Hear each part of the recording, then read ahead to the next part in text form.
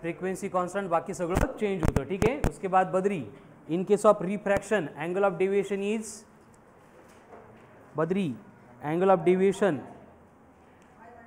I minus R. Very good. Aniket, in case of reflection angle of deviation,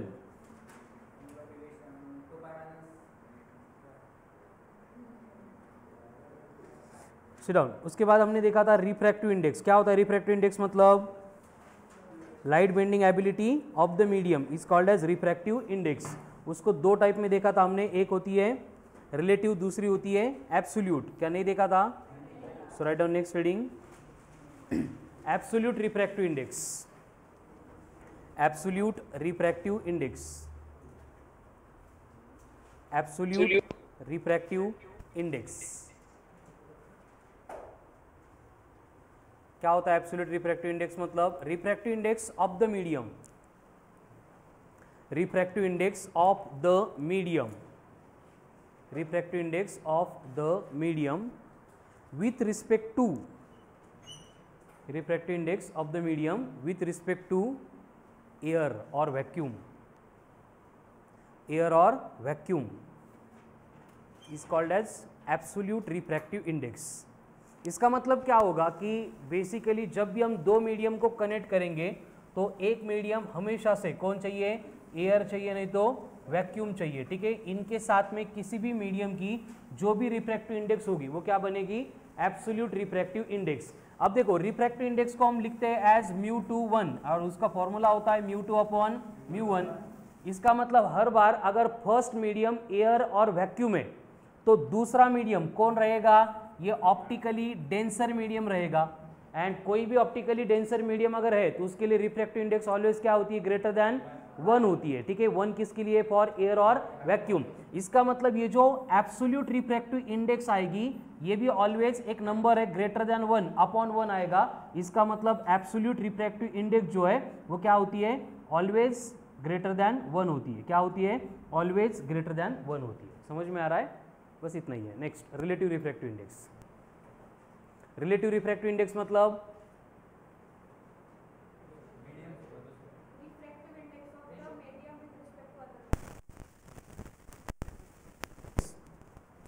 refractive index of the medium with respect to another medium other than air or vacuum. Air और vacuum छोड़ के दूसरा कोई भी medium है उसके साथ में जो रिफ्रैक्टिव इंडेक्स है वो बनेगी रिलेटिव रिफ्रैक्टिव इंडेक्स. अब यहाँ पे अगर आपको बोला जा रहा है कि सपोज ऊपर पहले ग्लास था, नीचे कौन है? वाटर है, तो रिफ्रैक्टिव इंडेक्स फॉर ग्लास बनेगी μg, refractive index for water μw. तो इनकी रिलेटिव रिफ्रैक्टिव इंडेक्स का फॉर्मूला क्या होगा? Mu for W upon mu for G. अब इनका रेशियो अगर देखेंगे तो म्यू फॉर डब्ल्यू कितनी है? 4/3. म्यू फॉर ग्लास कितना है? 3/2. तो ये कितना आ रहा है? देखो कितना आ रहा है? 8/9. 8/9 आ रहा है, मतलब क्या है? लेस देन 1 है. ठीक है. वही केस में अगर बोला होता कि लाइट ट्रैवल कर रही है वाटर से ग्लास में तो रिलेटिव रिफ्रैक्टिव इंडेक्स क्या बनती फिर? Mu for glass upon mu for water. 9/8. इसका मतलब relative refractive index can be less than 1 और greater than 1. Write down. Relative refractive index can be less than 1 और ग्रेटर देन 1. फिर उसके बाद में हमने रिफ्रैक्टिव इंडेक्स के फॉर्मूले देखे थे. पहले μ2 by μ1 that is equals to c1 upon c2 that is equals to λ1 upon λ2 that is equals to sin I upon sin R that is equals to 1 upon sin IC that is equals to tan of IP. ठीक है. यहाँ पे IC का मतलब critical angle, IP का मतलब polarising angle. ठीक है. तो ये रिफ्रैक्टिव इंडेक्स रिलेटेड फॉर्मूले, उस रिलेटेड कुछ क्वेश्चंस भी कल सॉल्व किए थे. उसके बाद में नेक्स्ट पॉइंट हमने देखा था शिफ्ट वाला. कौन सी शिफ्ट? Lateral shift. सूरज, क्या होता है लैटरल शिफ्ट? मतलब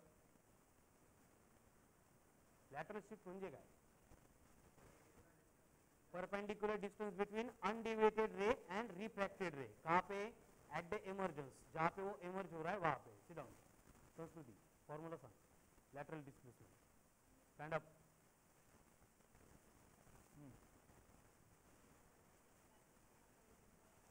परत परत.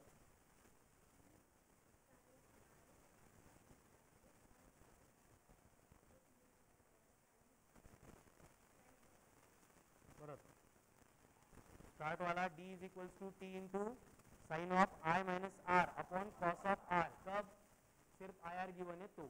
उसके बाद में अगर बोलेंगे angles are very small and I R given है, sit down, T in bracket I minus R, लेकिन अगर data in terms of refractive index given है पवन नहीं आंसर संग भागवत का तो भलो का इन टर्म्स ऑफ म्यू चाहिए, T sine I is equals to bracket of sorry is equal to into bracket of 1 minus cos I upon root of mu square minus sine I square नहीं sine square I, sine square I, ठीक है, very good, sit down. उसके बाद में हमने देखा था कि अगर ऑब्जेक्ट को प्लेस किया है डेंसर मीडियम में एंड ऑब्जर्वर है रेरर मीडियम में, Akanksha, then refractive index will be real depth upon apparent depth, very good, sit down, ठीक है। एंड फोन उस केस में shift h in bracket 1 minus 1 by mu, very good, sit down. Aniket, stand up. When object is in ray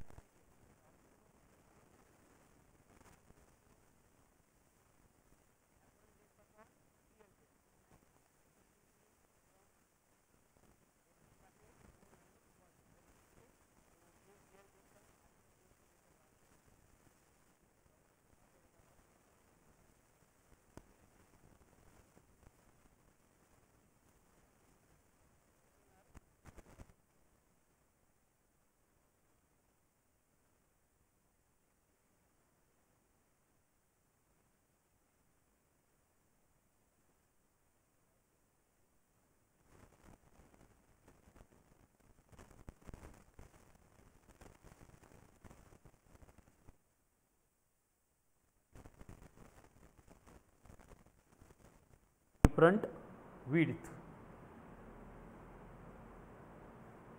then apparent depth of bottom will be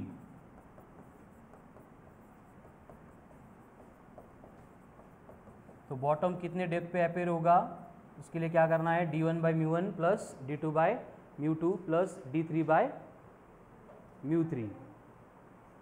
apparent depth of bottom will be d1 by mu one plus d2 by mu two plus d3 by mu three. कहाँ से आ रहा है, वो ये एक एक के लिए अप्लाई करेंगे, mu one equals to apparent depth upon real depth, फिर म्यू टू के लिए अप्लाई करेंगे, म्यू थ्री के लिए अप्लाई करेंगे, तीनों के एपरेंट डेप्थ की एडिशन करेंगे। एंड यहाँ पे अगर बोला होता है कि स्पेस सॉरी सिर्फ दो लिक्विड्स है एंड उनके लिए d1 एंड d2 सेम है, दो लिक्विड्स है उनके लिए d1 एंड d2 सेम है, तो एपरेंट डेप्थ कितनी होती है,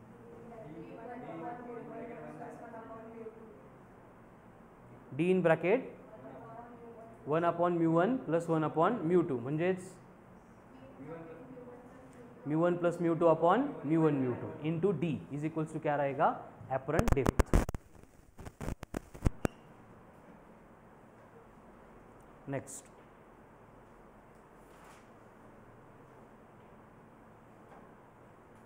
total internal reflection, total internal reflection, total internal reflection TIR। क्या होता है टोटल इंटरनल रिफ्लेक्शन में, देखो हमने टॉपिक के मतलब रिफ्रैक्शन के स्टार्ट में 2 पॉइंट लिखे थे विद स्टार मार्क। क्या लिखा था, light travels from rare medium to denser medium it bends towards normal, लेकिन when it travels from denser medium to rare medium it bends away from the normal. यानी कि क्या है कि फॉर एग्जांपल ये दो मीडियम का सेपरेटिंग सरफेस है जिसको अपन ट्रांसपेरेंट सरफेस बोलते हैं। यहाँ पे रेयर मीडियम है जिसके लिए रिफ्रैक्टिव इंडेक्स μ1 है, ये डेंसर मीडियम है, यहाँ पे रिफ्रैक्टिव इंडेक्स कितनी है μ2 है, एंड यहाँ पे हमने एक नॉर्मल ड्रॉ किया है। तो अगर यहाँ पे लाइट इंसिडेंट हो रही है at an angle of incidence I, तो एक्चुअल में ये इस पाथ के अलॉन्ग ट्रैवल करने वाली थी, इसको बोलेंगे undeviated ray. As light passes from denser medium to rare medium it will bends away from the normal, मतलब इसकी बेंडिंग होके ये इस डायरेक्शन में ट्रैवल करेगी।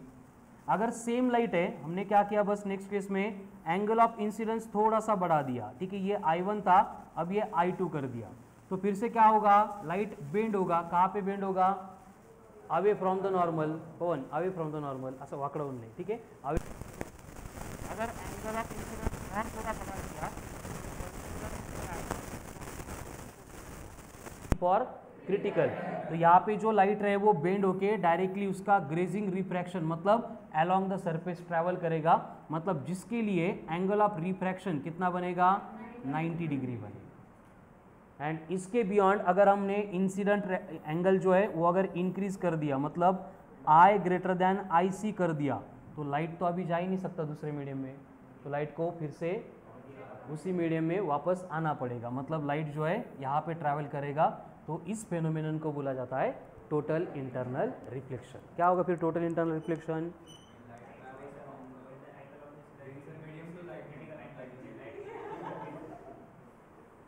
परत परत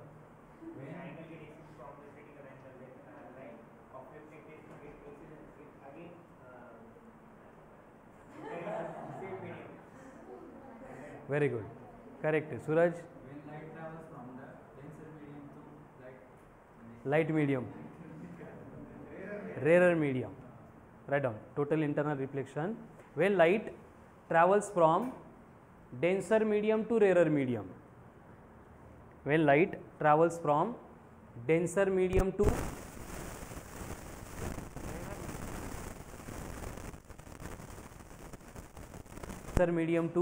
rarer medium, it bends away from the normal, it bends away from the normal. Then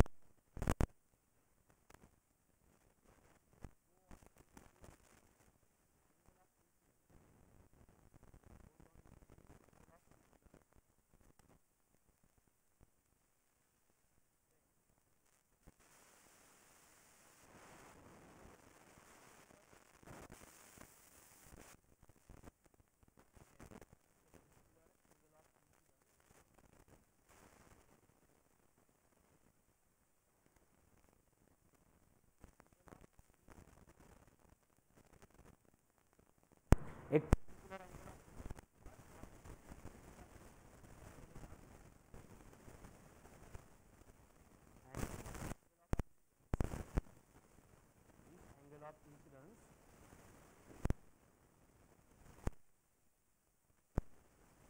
angle of reflection becomes 90 degree,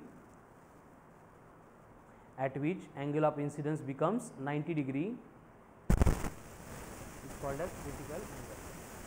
This angle of incidence at which angle of refraction becomes 90 degree is called as critical angle.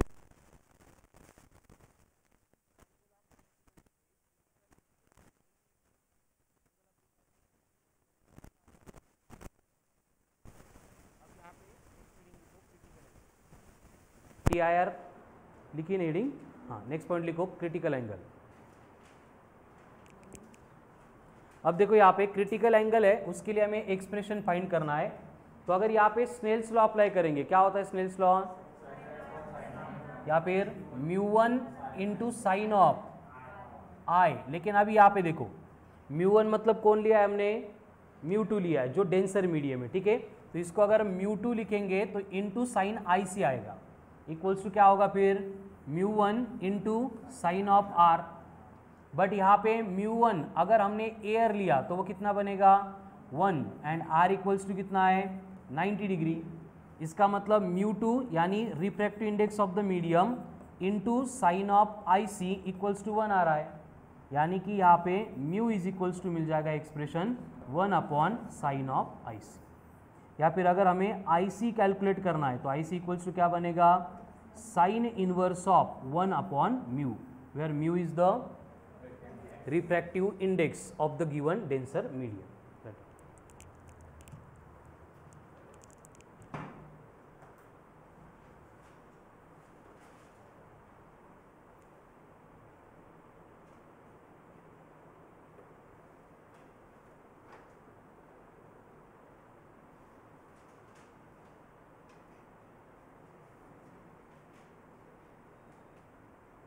IC equals to sine inverse of 1 upon mu.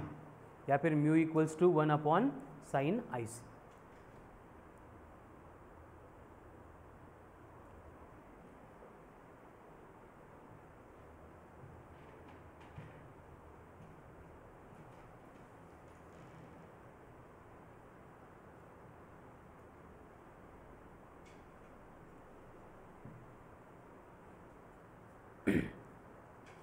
चलो फिर water के लिए find करो critical angle कितना है।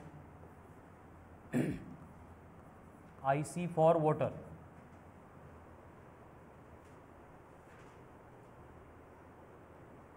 Water के लिए mu कितना है 4/3।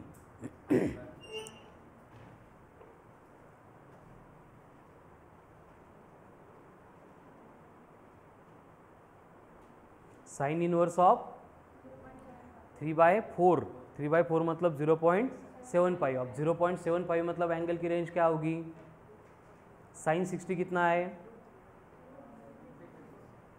कितना है, अरे √3/2 मतलब 0.86 है। साइन 45 कितना है, 1/√2 मतलब 0.7 है। तो यहाँ पे 0.75 आ रहा है, मतलब नियर अबाउट 48 डिग्री। ठीक है, क्रिटिकल एंगल फॉर वाटर कितना होगा 45 से लेके 50 तक, मतलब अराउंड 48 लो या फिर 50 डिग्री। ठीक है, उसके बाद ग्लास के लिए कैसे कैलकुलेट करेंगे, क्रिटिकल एंगल फॉर ग्लास,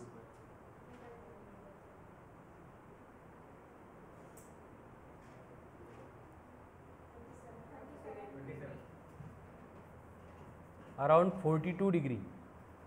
2/3 0.6 नहीं आता है, 0.66 आता है, मतलब 0.67 है। ठीक है, तो 38 नहीं रहेगा, उससे ज़्यादा रहेगा, मतलब around 45, that is around 42 degree. ठीक है, किसके लिए, ग्लास के लिए। तो आपको बोला जा रहा है कि कोई एक मीडियम है जिसके लिए क्रिटिकल एंगल जो है वो है 60 डिग्री, तो उस मीडियम में लाइट की स्पीड कितनी होगी। For a given medium the critical angle is 60 degree, then speed of light in the given medium will be,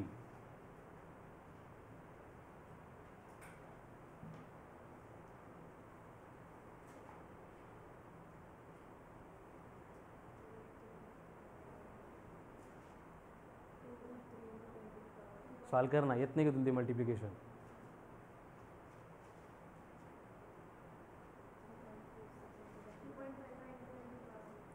to 2.55 into 10⁸ metre पर सेकंड। ठीक है,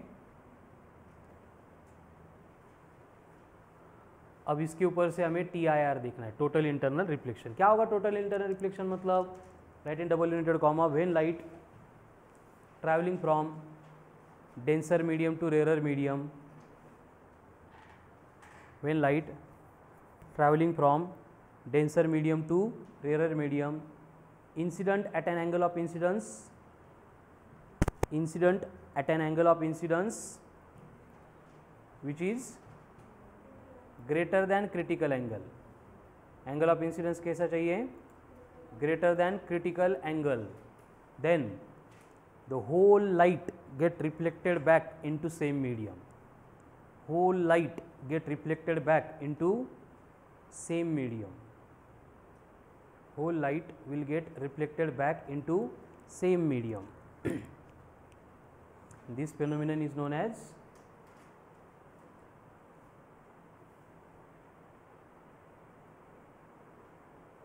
total internal reflection. This phenomenon is known as total internal reflection. अब ये total internal reflection जो है इसके लिए condition क्या होगी, write down conditions for total internal reflection.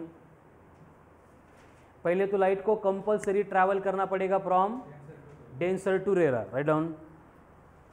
Number 1, light must travel from denser medium to rare medium. Next, light must be or must incident at an angle of incidence which is greater than critical angle. ठीक है, I must be greater than IC.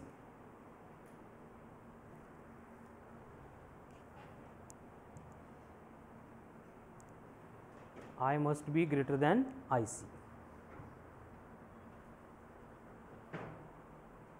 ये दो condition अगर हो गई तो वहाँ पे लाइट का क्या होता है, टोटल इंटरनल रिफ्लेक्शन होता है। ठीक है, अब बेसिकली नॉर्मल रिफ्लेक्शन में एंड टोटल इंटरनल रिफ्लेक्शन में क्या डिफरेंस है? तिकडे सेम होतं, इकडे सेम है। नॉर्मल रिफ्लेक्शन में एंड टोटल इंटरनल रिफ्लेक्शन में क्या डिफरेंस है? नॉर्मल इंसिडेंस में, रिफ्लेक्शन में एंगल ऑफ इंसिडेंस कोई भी हो सकता है, very good. And total internal reflection में ग्रेटर देन क्रिटिकल एंगल चाहिए, करेक्ट है। और क्या डिफरेंस है? कुठं? टोटल इंटरनल रिफ्लेक्शन मध्ये, वेरी गुड। यहाँ पे क्या होगा, टी आई आर में आई एंड आर जो सेम होते हैं, ठीक है, वो रिलेशन मेंटेन होगा ही, ऐसे नहीं है, ठीक है। एंड सबसे बड़ा डिफरेंस जो हमारे काम का है, जिसलिए हम टी आई आर अलग से पढ़ रहे हैं एंड जिसको डिफरेंट एप्लीकेशन में अप्लाई करते हैं, उसका रीज़न क्या है? Very good. नॉर्मल रिफ्लेक्शन में क्या होता है, इंटेंसिटी का लॉस होता है, समझ में आ रहा है। बट टी आई आर की केस में क्या होता है, there is no loss of energy, intensity और एम्पलीट्यूड। ऐसे क्यों? हे सगळ्यात मोठा ॲडव्हान्टेज आहे टी आय आरचं, कुठलं?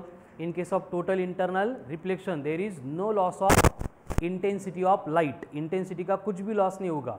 लेकिन नॉर्मल रिफ्लेक्शन में हमने देखा था इंटेंसिटी क्या होती है, डिक्रीज होती है, ठीक है। ऐसे क्यों?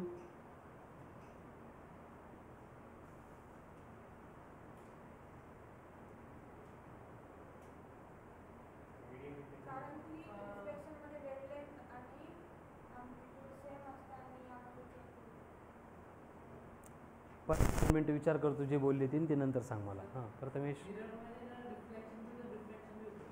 Very good. नॉर्मल रिफ्लेक्शन में क्या होता है, एक्चुअली यहाँ पे पार्शियल रिफ्रैक्शन भी होता है। क्या होता है? पार्शियल रिफ्रैक्शन होता है, उसमें इंटेंसिटी लॉस होती है। बट यहाँ पे अगर टी आई आर हो रहा है, मतलब रिफ्रैक्शन होने का कोई चांस ही नहीं है, इसलिए टोटल अमाउंट ऑफ लाइट की जो इंटेंसिटी वो क्या होती है, रिफ्लेक्ट होती है, ठीक है। रीजन पाहिजे तर लिहून ठेवायचं। इन case of T I are intensity of light remains same as there is no partial refraction, as there is no partial refraction,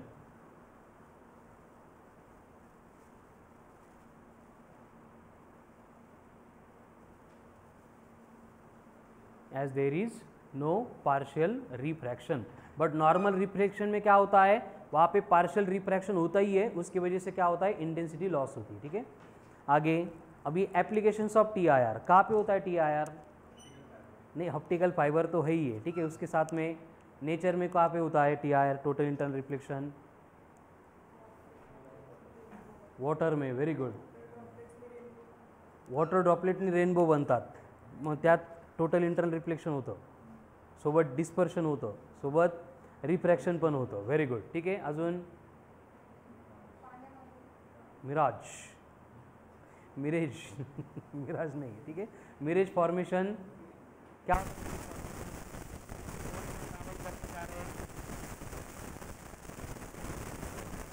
जळ नाही, काय म्हणतो आपण त्याला, ते कळालं ना तुम्हाला, मला काय सांगायचं? मृगजळच म्हणतात ना त्याला, ते गोष्टीमध्ये असायचं, हरणाला वाटतं मृगजळ म्हणजे पाणी आहे, त्याच्या मागं मग हरण पळत जातं, पण तिथं काहीच नसतं, ठीक है।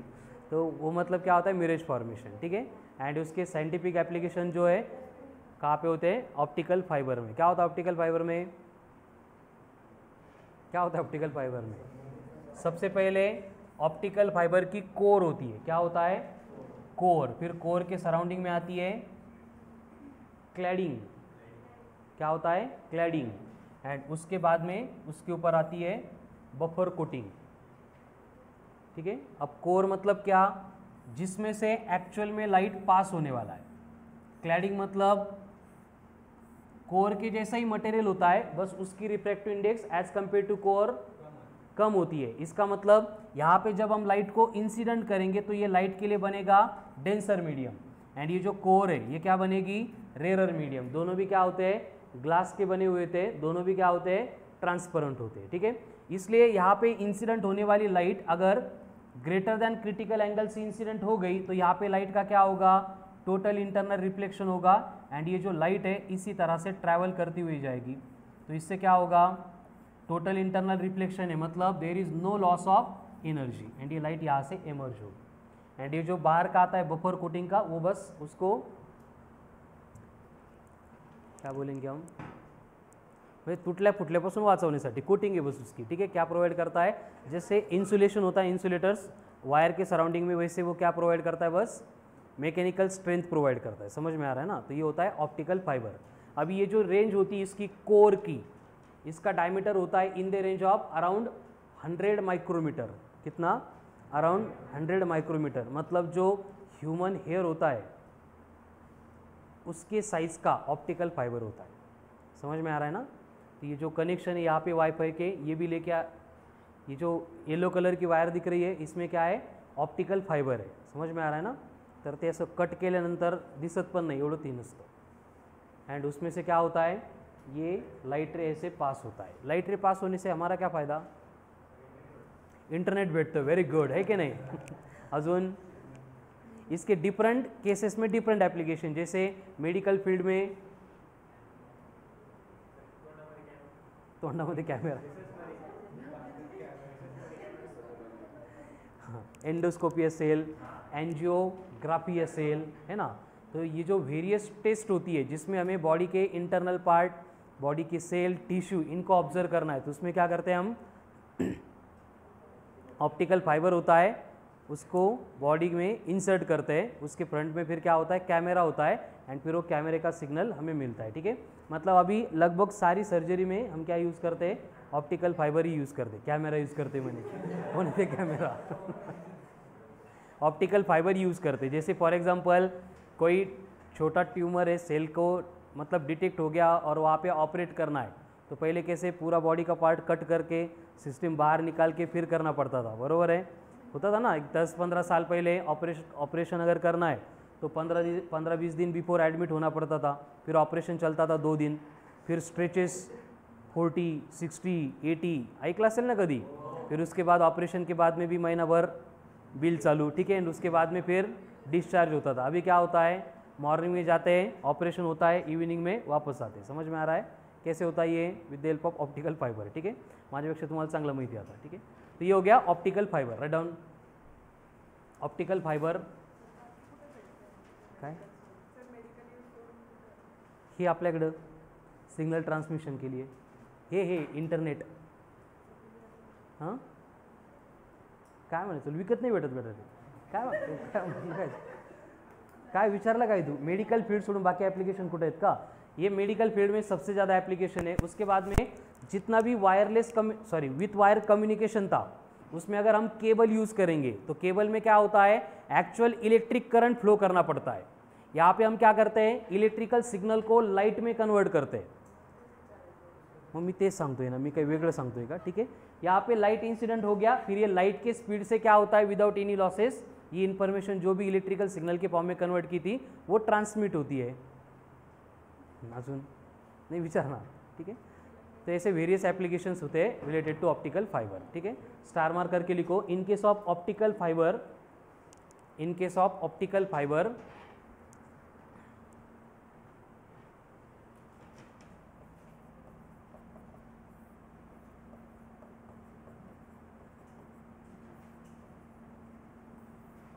NA न्यूमेरिकल एपर्चर, मतलब ये कितने नंबर ऑफ लाइट रे कलेक्ट कर सकता है। ठीक है, NA न्यूमेरिकल एपर्चर होता है root of N1 square minus N2 square upon N0।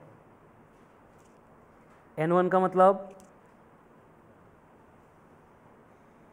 Refractive, N1 नहीं सॉरी μ1, μ1 का मतलब रिफ्रैक्टिव इंडेक्स ऑफ कोर, μ2 का मतलब refractive index of cladding, and μ0 का मतलब refractive index of surrounding medium हो μ0। जनरली एयर होता है, बट अगर ये बफर कोटिंग थी उसमें अगर दूसरा कोई मटेरियल यूज करेंगे तो उसकी रिफ्रैक्टिव इंडेक्स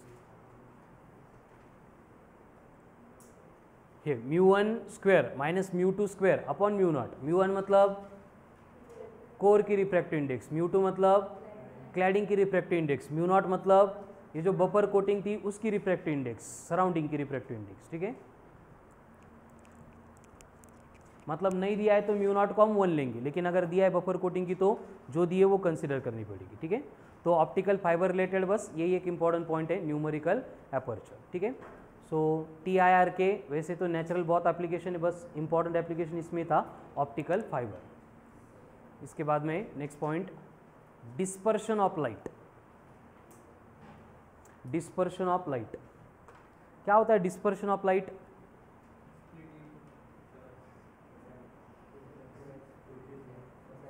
पसरने, ठीक है। Write down, dispersion of light क्या है? स्प्लिटिंग ऑफ लाइट का white light into its 7 constituent colors is called as dispersion. Write down, splitting of white light into its 7 constituent colors when it passes through prism. Very good. When it passes through prism is called as dispersion of light. Dispersion of light.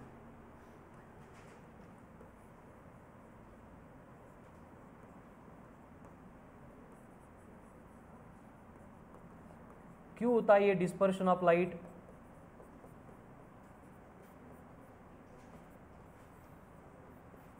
क्यों होता है dispersion of light? क्योंकि white light में 7 colour पहले से होते हैं। समझ में आ रहा है ना? मतलब ये बात न्यूटन ने पहले बोली थी कि प्रिज्म में से लाइट जब भी पास होता है व्हाइट लाइट तो वो 7 कलर में स्प्लिट हो रहा है। ऐसे क्यों हो रहा है? तो न्यूटन ने बोला था कि लाइट में पहले से 7 कलर है, प्रिज्म क्या कर रहा है? उसको सेपरेट कर रहा है। But at the same time कुछ लोग थे जिन्होंने बोला था कि व्हाइट लाइट में कलर है ही नहीं, बट वो प्रिज्म में जो है, प्रिज्म जो बना है उसका मटेरियल जो है उसके ऊपर जब लाइट इंसिडेंट होता है तो वो लाइट का नेचर चेंज कर देता है एंड फिर लाइट जो है वो 7 कलर की बनती है, ठीक है। इसलिए न्यूटन ने वहाँ पे कुछ एक्सपेरिमेंट भी किए थे, हम आगे पढ़ने वाले हैं एंड उसके ऊपर से प्रूव किया था कि क्या होता है, लाइट कंसिस्ट ऑफ 7 कलर्स। कौन से? Violet, indigo, blue, green, yellow, orange and red. तो जब ये प्रिज्म में से पास होते हैं तो ये क्या होते हैं? सेपरेट होते हैं। बट ऐसा क्यों? प्रिज्म में से पास होने के बाद ये सेपरेट क्यों होंगे? वेवलेंथ अलग है। वेरी गुड, वेवलेंथ अलग है तो उससे क्या होगा?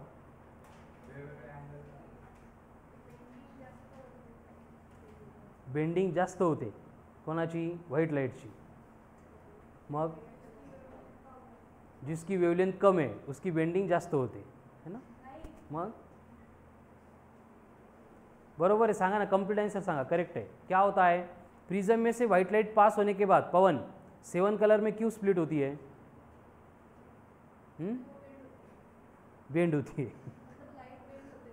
वो तो पूर्ण लाइट बेंड होते है ना, आधी लाइट थोड़ी बेंड होते। व्हाइट लाइट आ गई ना तो वो बेंड हो गई, उसी को हम रिफ्रैक्शन बोल रहे हैं। फिर वो 7 कलर में क्यों स्प्लिट हो रहा है, ये मेरा क्वेश्चन है।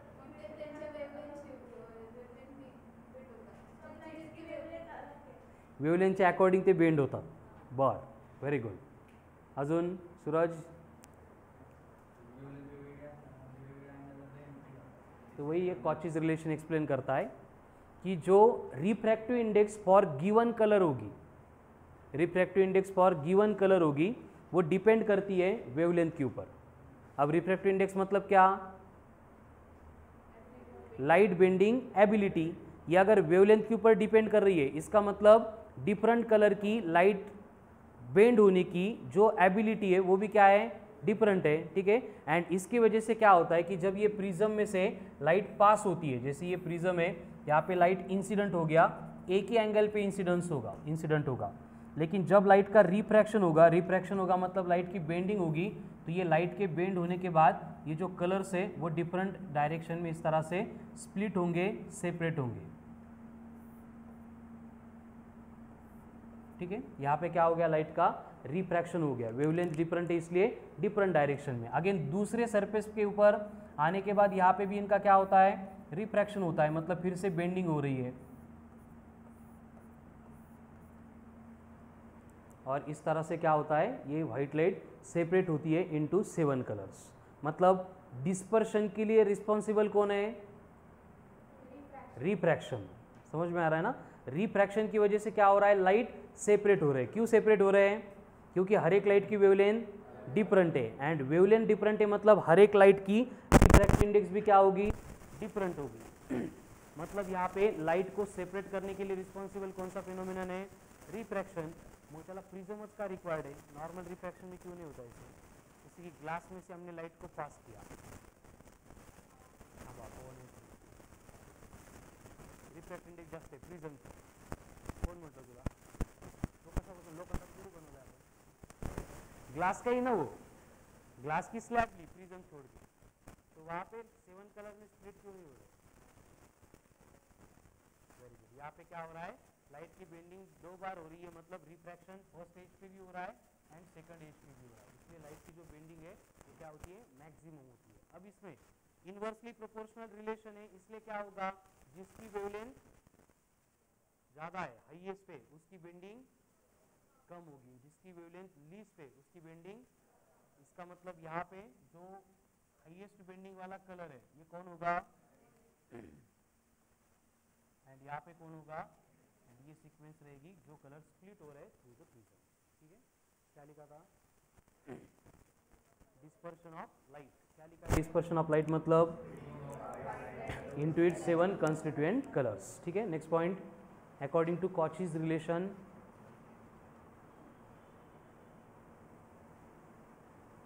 Refractive index,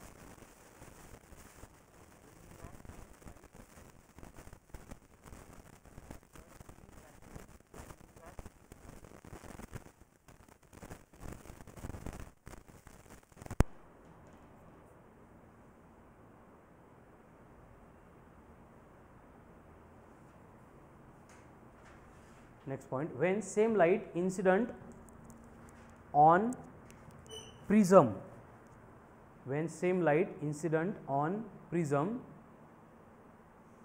it gets refracted, it gets refracted at two surfaces, at two surfaces as shown।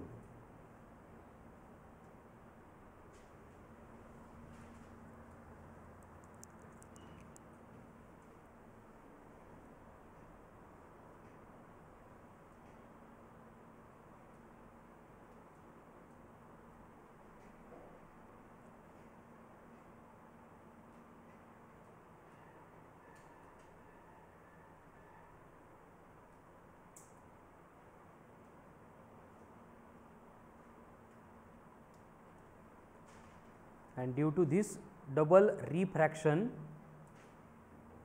bending will be maximum,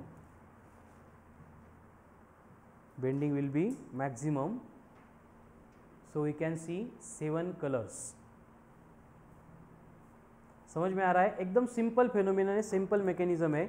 जो व्हाइट लाइट हम एक्चुअल में ऑब्जर्व करते हैं उसमें 7 कलर पहले से है, लेकिन जब वो लाइट इंसिडेंट होगी प्रिज्म के ऊपर तो वहाँ पे रिफ्रैक्शन होगा, रिफ्रैक्शन में हर एक कलर की बेंडिंग होगी जो वेवलेंथ डिफरेंट होने की वजह से डिफरेंट डायरेक्शन में जाएगा, एंड दो सरफेस के ऊपर बेंडिंग होने की वजह से क्या होगा, उनकी डायरेक्शन और थोड़ी डिफरेंट आएगी जिनसे वो एक दूसरे से सेपरेट हो जाएंगे एंड हम उनको क्लियरली ऑब्जर्व कर सकते हैं। ठीक है, तो ये फेनोमेनन होता है जिसको हम बोलते हैं डिस्पर्शन। तो ये डिस्पर्शन ऑब्जर्व करने के लिए हमें लगता है प्रिज्म, राइट डाउन, प्रिज्म क्या है, प्रिज्म मतलब प्रिज्म क्या है, प्रिज्म काय कशाला म्हणणार prism, prism is a piece of transparent material, prism is a piece of transparent material bounded by two refracting surfaces, bounded by two refracting surfaces.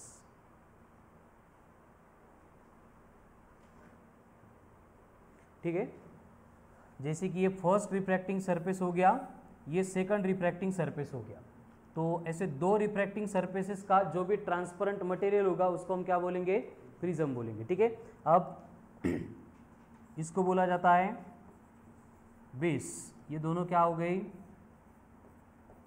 Refracting edges बोलो या फिर सरफेसेस बोलो। ठीक है, refracting surfaces, and refracting surfaces के between जो angle होता है ए, ये क्या बनेगा, एंगल ऑफ प्रिज्म। क्या बनेगा, एंगल ऑफ प्रिज्म। तो एंगल ऑफ प्रिज्म मतलब क्या है, very good.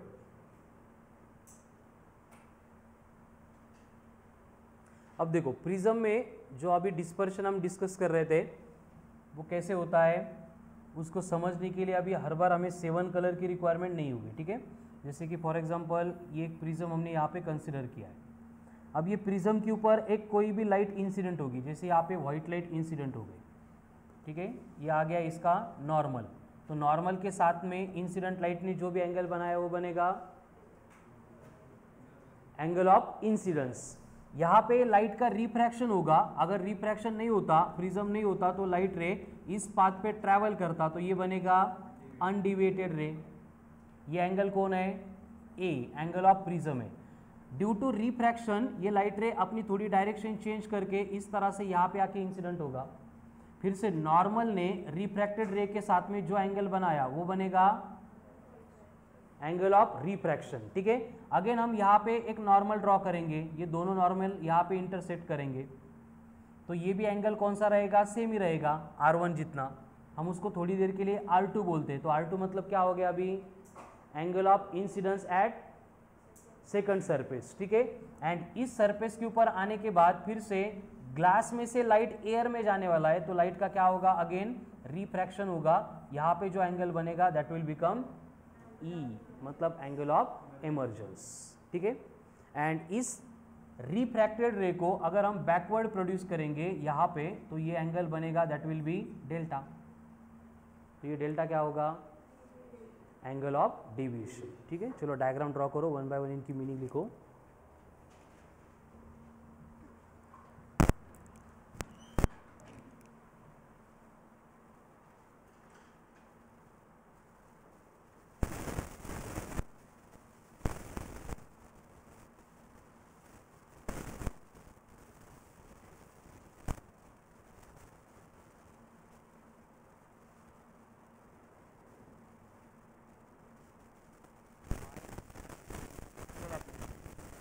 R1 angle of refraction at first surface, R2 angle of incidence at second refracting surface, E angle of emergence, A angle of prism।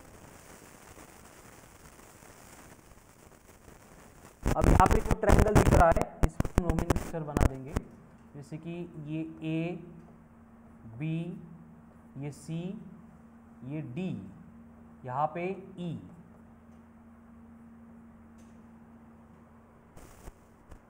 Diagram clear है सबको?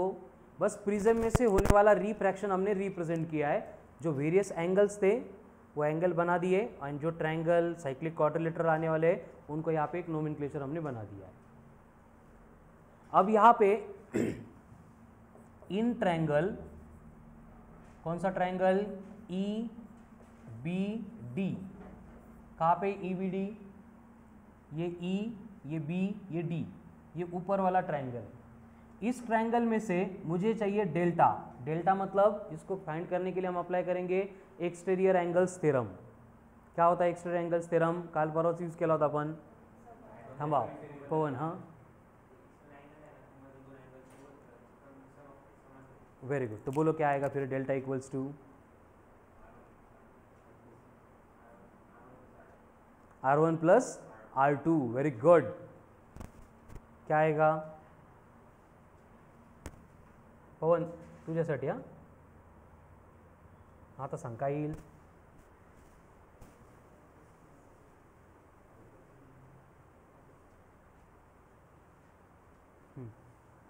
Delta equals to क्या होगा?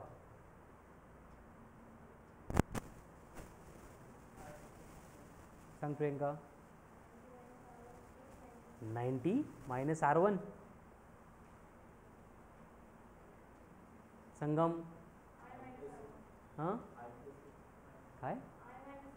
I minus R1 अजून plus का minus काय? I minus R1 plus E minus R2। समझ में आ रहा है सबको? पवन नहीं करा लो। देखो एक्सटीरियर एंगल्स थ्योरम हमें कैलकुलेट करना है। ये ट्रायंगल है, ये एक्सटीरियर एंगल हो गया डेल्टा।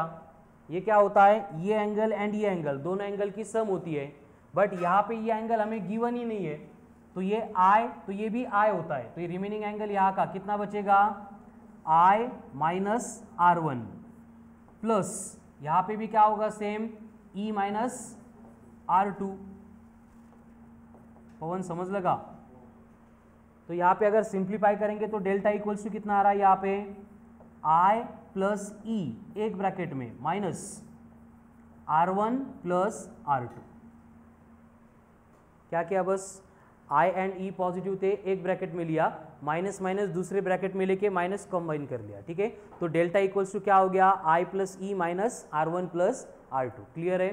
तो ये होता है सबसे important equation related to deviation through prism. Deviation through prism. अब यहाँ पे डायग्राम में एक साइक्लिक क्वाड्रिलेटरल दिख रहा है। कौन सा है cyclic quadrilateral? ABCD। Gayatri, what is mean by cyclic quadrilateral? Opposite angles are same. बाकीच्यांनी तर ऐकलंच नसेल सायक्लिक क्वाड्रिलेटरल, तुझ्याकडूनच एक्सपेक्टेशन आहे। सांग बेटा, शिक काहीतरी जरा। सम ऑफ अपोजिट एंगल्स कितनी होती है? 180 डिग्री। मतलब यहाँ पे क्या होगा? एंगल A प्लस ये एंगल कितना है?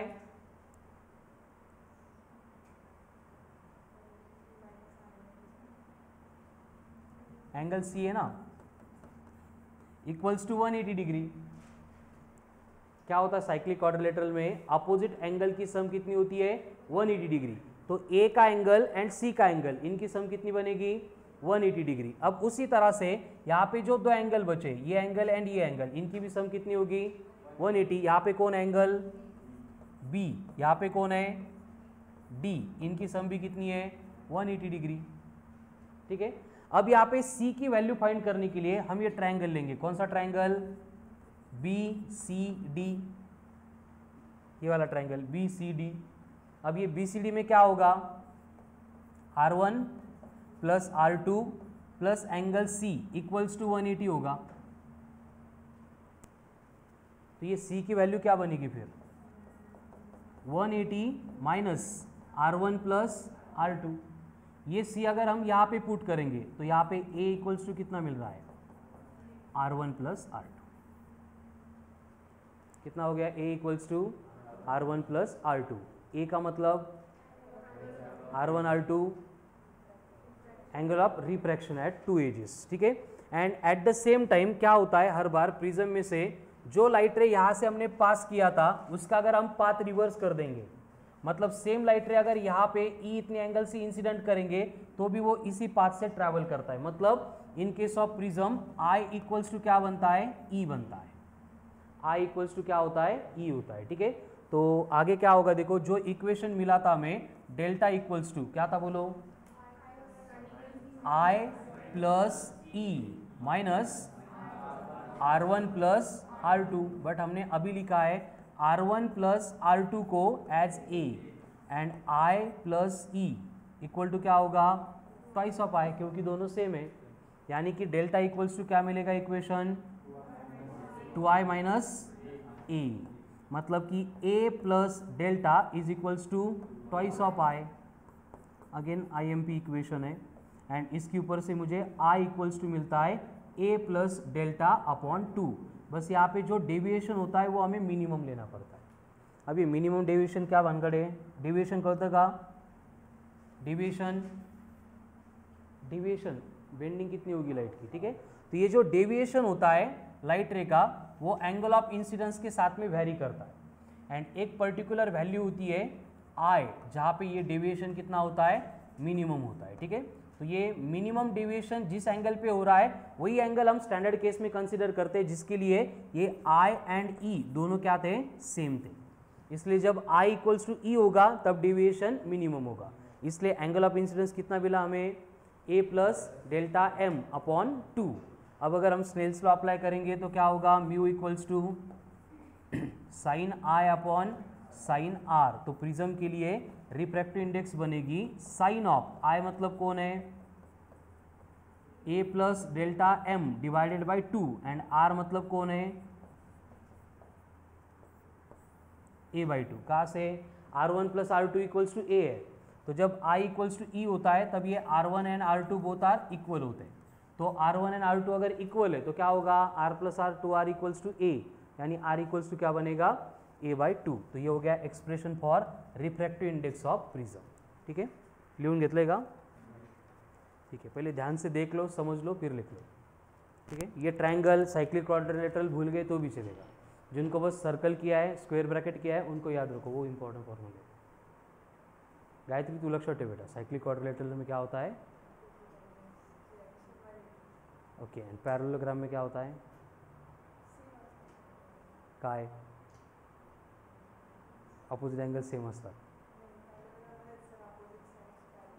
अपोजिट साइड पॅरलल असतात, आणि पॅरलोपिपेड मध्ये काय होतात, जाऊ दे, काही रिकॉर्ड नाही, आपल्याला लिहून घ्या।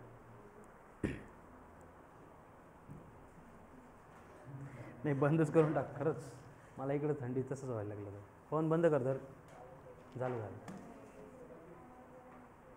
कुठं चालला, काय कोणाला गरम होत आहे, ठीक है, खिड़कीच्या बाहेर जाऊन बसा। आई इक्वल्स टू क्या हो गया, ई, हाँ, mu equals to A plus delta by 2 divided by sine of A by 2।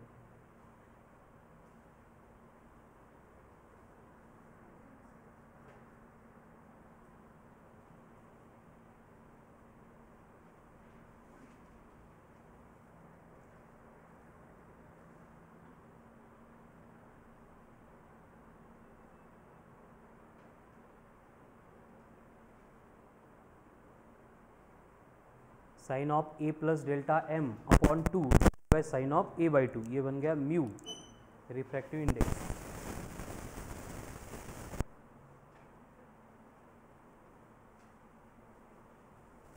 Calculate the refractive index of the prism having angle of prism 60 degree and deviation 30 degree. Refractive index of the prism calculate करनी है, इसके लिए ए दिया है 60, delta दिया है 30, 1.414, very good.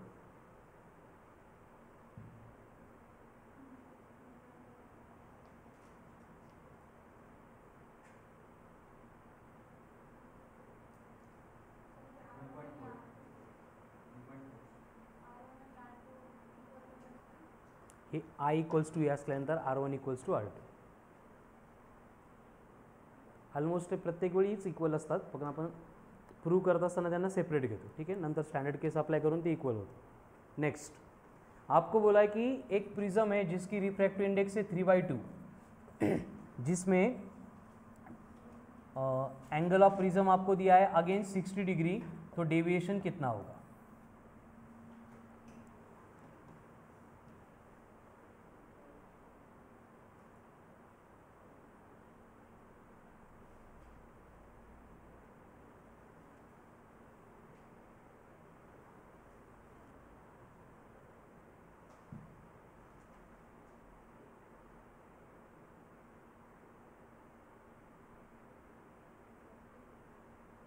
Fifty 40, क्या दिया है देखो, mu equals to sine of A plus delta upon 2 divided by sine of A by 2। अब म्यू रिफ्रैक्टिव इंडेक्स कितनी है 3/2। अब ये sine of A plus delta by 2 ये अननोन टर्म है, ये सेम रहेगी। साइन ऑफ ए बाई 2 है, ए 60 था, 60/2 मतलब 30, मतलब ये बनेगा 1/2। यानी कि sine of A plus delta upon 2 is equals to बनेगा 3/4। यानी कि ए प्लस डेल्टा अपॉन 2 ये आ रहा है साइन इनवर्स ऑफ 3/4। अब साइन इनवर्स ऑफ 3/4 मतलब 0.75 मतलब अराउंड 50 डिग्री। ये 2 मल्टीप्लाई होंगे तो ए प्लस डेल्टा इक्वल्स टू कितना हो गया 100, यानी डेल्टा इक्वल्स टू बनेगा 40 degree. This will be the angle of deviation.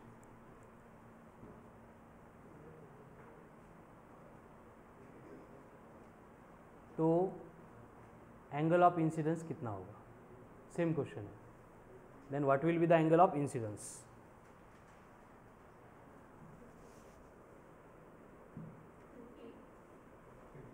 कैसे कैलकुलेट करेंगे, A plus delta is equals to 2i। हमें कैलकुलेट करना है i। ए प्लस डेल्टा कितना आ रहा है 90, 100/2 मतलब एंगल ऑफ इंसिडेंस हो गया 50 डिग्री। तो angle of emergence will be 50 degree. ठीक है, नेक्स्ट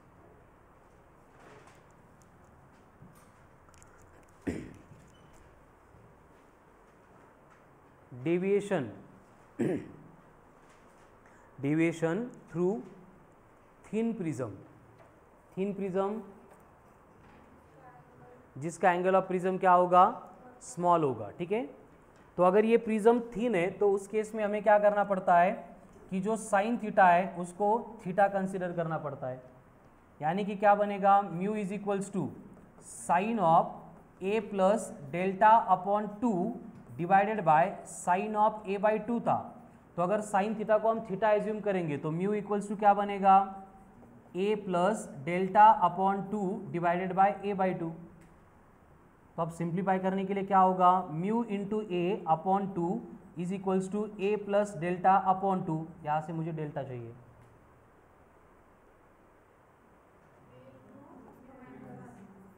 क्या बनेगा A in bracket mu minus 1। तो ये हो गया expression for deviation through thin prism. And अगर थिन नहीं होगा तो पहला वाला फॉर्मूला यूज़ करेंगे। ठीक है, लेकिन प्रिज्म अगर थिन बोला है क्वेश्चन में तो direct delta is equals to A in bracket mu minus 1। Pawan what is A,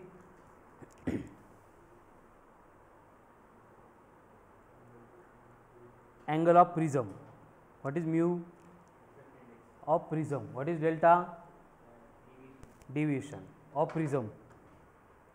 Pawan deviation of prism, delta काय आहे प्रिझमचंच ना, प्रिज्म का नहीं, लाइट का डेविएशन थ्रू प्रिज्म।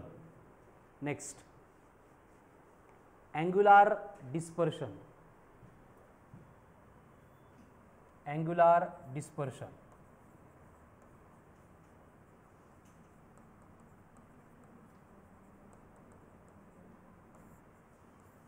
क्या होता है angular dispersion, angular dispersion, angular dispersion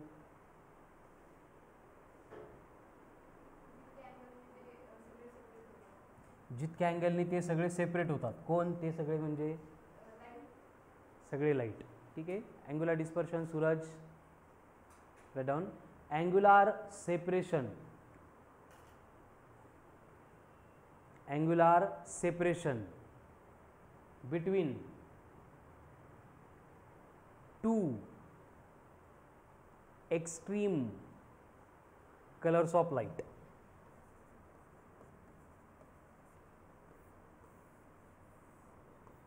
angular separation between two extreme colors of light is called as angular dispersion। ठीक है, थीटा इक्वल्स टू क्या आ रहा है delta V minus delta are.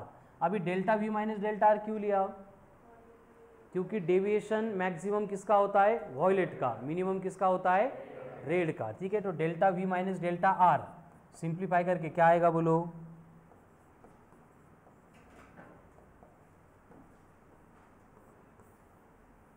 Delta V मतलब क्या बनेगा, A in bracket mu V minus one minus of A in bracket mu R minus one, A common लेंगे, वन वन कट हो जाएगा तो क्या बचेगा ब्रैकेट में, mu V minus mu are.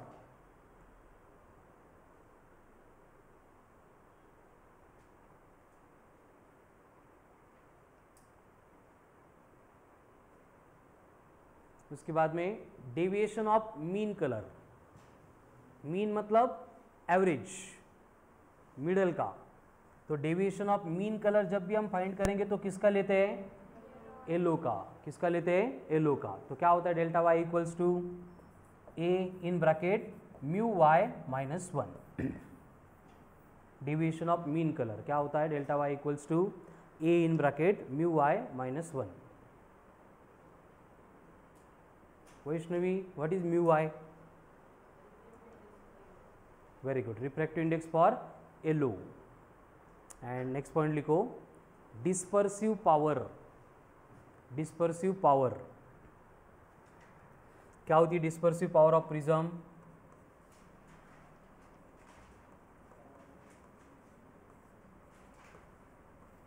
Dispersive power of prism ratio, किसका ratio, angular dispersion to the deviation of mean colour, angular dispersion to the deviation of mean colour, that is denoted by omega, given by omega equals to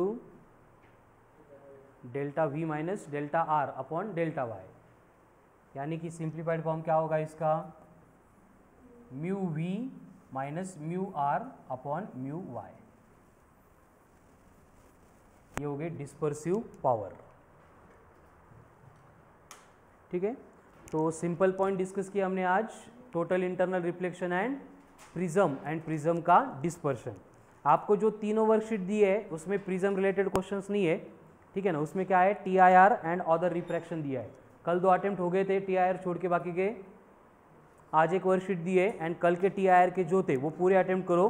कल के lecture में तीनों worksheet का पहले doubt session होगा, ठीक है। And at the same time सबसे इंपॉर्टेंट बात, सॉल्व्ड एग्जांपल्स भी कंप्लीट करना है, समझ में आ रहा है ना, कंसेप्ट एप्लीकेशन 4 तक के सॉल्व्ड एग्जांपल भी कंप्लीट करके आओ। तो कल पहले वर्कशीट के क्वेश्चन का discussion, then concept application 3 and 4।